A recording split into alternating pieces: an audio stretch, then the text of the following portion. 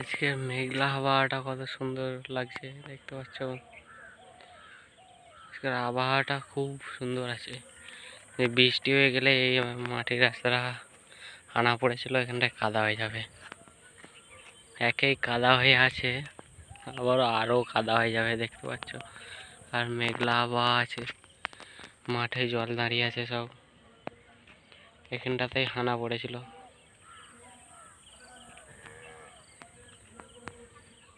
পাশে দ্বারকেশ্বর নদী, বন্যার জল যাচ্ছে। এখন জলটা তো তবু কম আছে।